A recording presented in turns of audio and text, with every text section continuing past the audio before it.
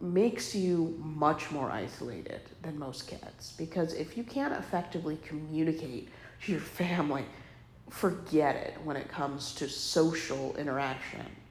I don't think my sister socially interacted in a recognizable way until her 20s. And anytime she tried to be sociable at church or anywhere, she was very. Church kids can be extremely mean, cruel, and just rude. Not all, but I would say the majority of the people she interacted with as a teenager were just mean. So she stopped trying to be social, which did not help her progressing to the age she is.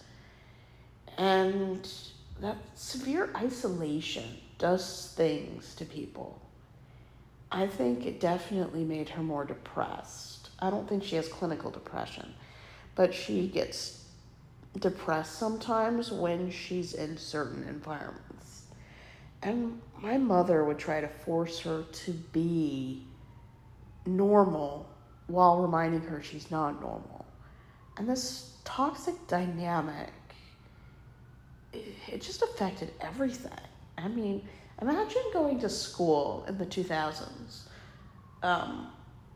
going to school, homeschooling in a fundamentalist Christian environment where they're screaming for hours. I mean, I remember them having arguments that lasted for 3 hours, screaming, yelling.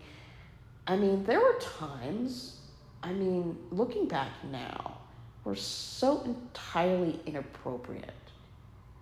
Screaming at your kid for not being able to perform a fraction problem is not appropriate. My sister wasn't not doing it on purpose. She legitimately did not understand how to do it. Her disability made it very hard for her to do what normal kids do every day.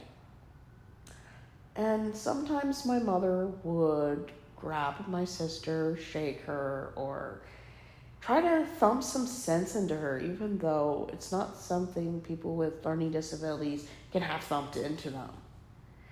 And my mother was not understanding in that way. And I don't blame her as much as I used to.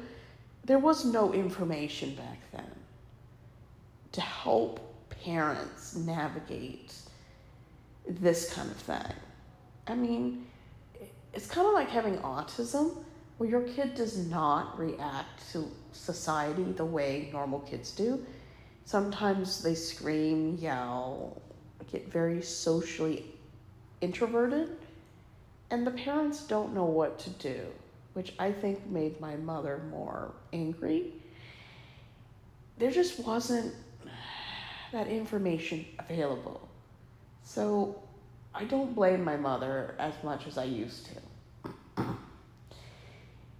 They would just scream at each other for hours, and it was ridiculous. I remember being in math class, having to work alone because my mother was so busy screaming. She was not available to help me with my learning.